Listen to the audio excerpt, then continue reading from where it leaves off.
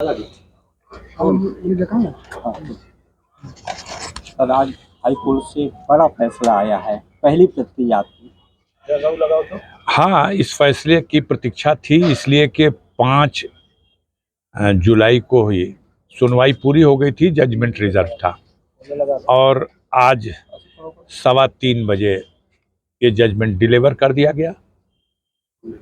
इस फैसले से हमारी अपील जो गाजीपुर के एमपी एमएलए कोर्ट से पिछले साल 29 अप्रैल को हमारे विरुद्ध गैंगस्टर एक्ट में 4 साल की सजा का आदेश और 1 लाख के जुर्माने का जो दंडादेश पारित किया गया था, मेरी अपील उसी आदेश के विरुद्ध थी और सरकार की तरफ से भी अपील दाखिल हुई थी कि 4 साल की सजा कम है, बढ़ाया जाए, और विपक्ष की तरफ से भी अपील दाखिल हुई थी। तीनों अपीलों को एक साथ सुनवाई की गई और आज माननीय उच्च न्यायालय ने अपना निर्णय सुना दिया। अफजाल अंसारी की अपील मंजूर की गई। गाजीपुर न्यायालय के द्वारा दिया गया वो दंडादेश जिसमें 4 साल की सजा और 1 लाख का जुर्माना था, उसे खंडित कर दिया गया और सरकार की सजा बढ़ाने की अपील या विपक्ष की सजा बढ़ाने की अपील खारिज कर दी गई। सर, देखा जाए तो हाई कोर्ट ने निचली अदालत के फैसले को पूरी तरह पलट दिया है। अब पूरा फैसला तो नहीं पड़ा है, लेकिन ये जरूर है कि वो फैसला टिकने लायक था ही नहीं जिस दिन हुआ था उस दिन भी, लेकिन मैं तो उसी दिन अंदर कर दिया गया। समीक्षा तो बाहर आप करते हैं, आज उसकी समीक्षा कर दिया माननीय उच्च न्यायालय ने। जब कानून के तराजू पर तौला गया तो अंतोगत्वा भारत की जो न्यायपालिका है, आज के फैसले से उसके प्रति विश्वास में और मजबूती आई और वृद्धि हुई है। आपके पक्ष में फैसला आया है।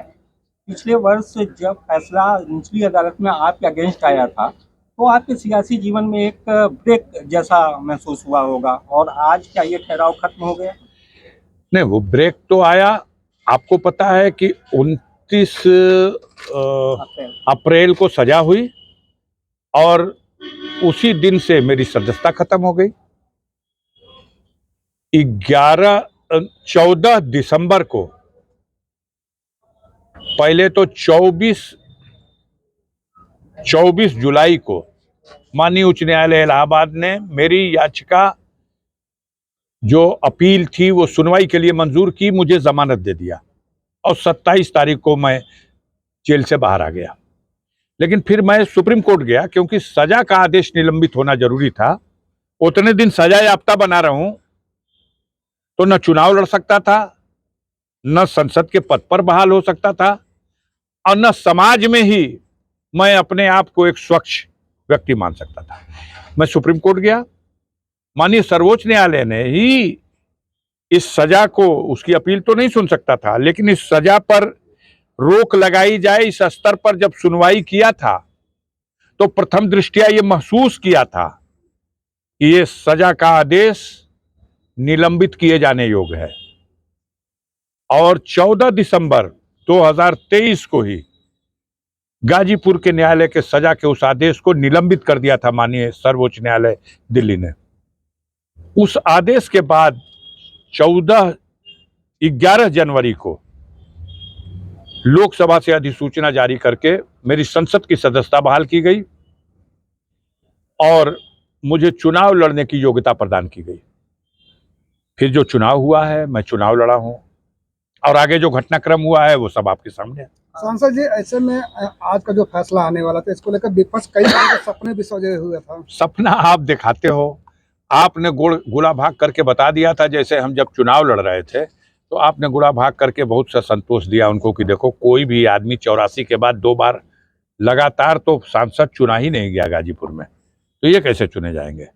उन लोगों ने, बहुत से लोगों ने इसी पे भरोसा कर दिया, लेकिन मैं लगातार दूसरी बार और संसद के लिए तीसरी बार चुन लिया गया। उसी तरह इस समय कह दिया गया 29 तारीख तो बड़ी अशोभनीय है, 29 तारीख तो उनके लिए काला दिन है। अब इसको कौन जानता था कि 29 तारीख वो पिछले दोनों काली तिथियों को उनके घाव को भर देगी।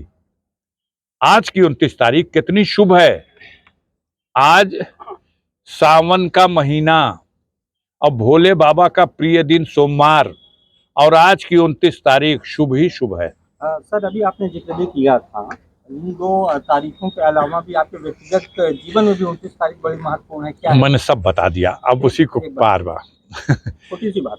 मैंने कहा 29 नवंबर 2005 को पहली बार अफजाल अंसारी के विरुद्ध किसी आपराधिक घटना का षड्यंत्र रचने का आरोप लगाकर प्राथमिकी दर्ज कराई गई, मुझे आरोपी बनाया गया। आगे चल के 29 दिसंबर 2006 को मेरे पिता स्वर्गीय सुभानुल्लाह अंसारी का निधन हुआ।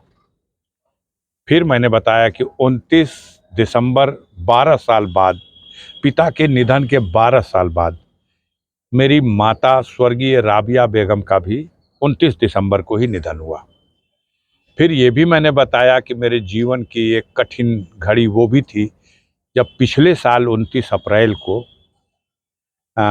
गाजीपुर के न्यायालय ने मेरे लिए 4 वर्ष के सजा का और 1 लाख रुपए जुर्माने का आदेश पारित कर दिया।